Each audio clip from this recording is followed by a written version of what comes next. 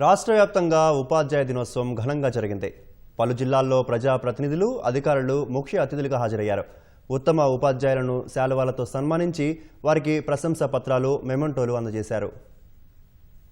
నల్గొండ విద్యాశాఖ ఆధ్వర్యంలో నిర్వహించిన ఉపాధ్యాయ దినోత్సవానికి ముఖ్య అతిథిగా రోడ్లు, భవనాల శాఖ మంత్రి కోమటిరెడ్డి వెంకటరెడ్డి హాజరయ్యారు. ప్రపంచంతో పోటీ పడేలా తెలంగాణ విద్యార్థులను తయారు చేస్తామన్నారు. ఎంపీ రఘువీరారెడ్డి, ఎమ్మెల్సీలు శంకర్ నాయక్, నెల్లికంటి సత్యంతో కలిసి ఉత్తమ ఉపాధ్యాయులకు ప్రశంసా పత్రాలు అందజేశారు.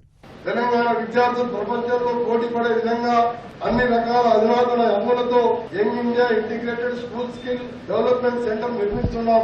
అందులో మొదటి నల్గొండ జిల్లా కేంద్రంలో పనులు కూడా మొదలు పెట్టడం జరిగింది. దాదాపు 200 కోట్ల రూపాయలతో ఉపాధ్యాయ నియామకాలు చేపట్టి విద్యా వ్యవస్థను పరిపుష్టం చేయడం జరిగింది.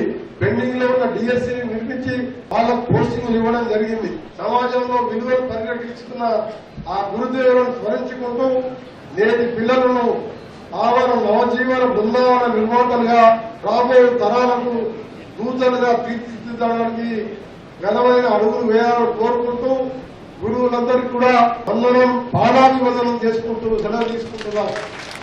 నాగర్ కర్నూల్లో ఉపాధ్యాయ దినోత్సవాన్ని ఘనంగా నిర్వహించారు. ముఖ్య అతిథిగా ఆబ్కారీ శాఖ మంత్రి జూపల్లి కృష్ణారావు, ఎమ్మెల్సీ దామోదర్ రెడ్డి, ఎమ్మెల్యేలు వంశీకృష్ణ, కసిరెడ్డి నారాయణ రెడ్డి, కలెక్టర్ సంతోష్ కుమార్ ముఖ్య అతిథులుగా హాజరై ఉపాధ్యాయులను సన్మానించారు.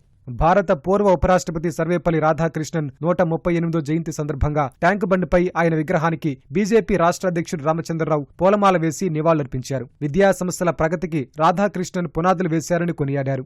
దేశ నిర్మాణంలో అదేవిధంగా మన విద్యా వ్యవస్థలో అనేక మార్పులకు కారకుడైనటువంటి సర్వేపల్లి రాధాకృష్ణ గారి జన్మదిన సందర్భంగా ఈరోజు ఉపాధ్యాయులను మనం గౌరవించుకోవాల్సిన అవసరం ఉన్నది.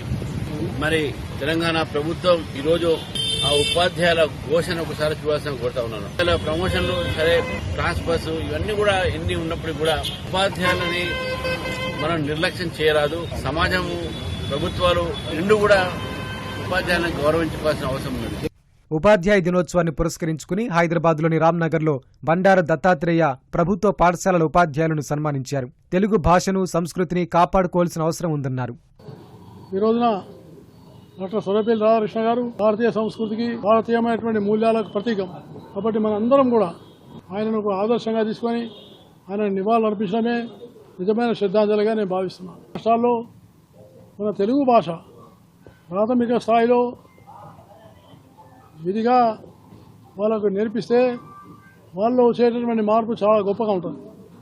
కాబట్టి మన అమ్మ భాష తెలుగు భాషను, మన సంస్కృతిని కాపాడుకోవాల్సిన అవసరం ఉంది.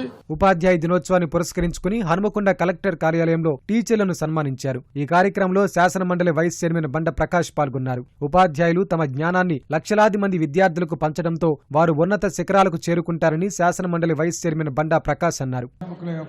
వారి బోధనల వల్లనే, వాళ్ళ జ్ఞానాన్ని వారు పంచిపెట్టడం వల్లనే, వారు అనేక విధాలుగా మమ్మల్ని తీర్చిదిద్దడం వల్లనే ఈరోజు ఈ స్థాయిలో మేము నిలబడగలిగిన. నేను పార్లమెంటు సభ్యుడినైనా ఇవాళ రాజ్యాంగబద్ధమైన హోదాలో ఇలా డిప్యూటీ చైర్మన్గా పనిచేస్తున్నా. ఇది మా అధ్యాపకులు చేసిన కృషి వల్లనే అనే మాట నేను సగర్వంగా అన్ని వేదికల మీద ఎప్పటికప్పుడు చెప్తూనే ఉంటాను.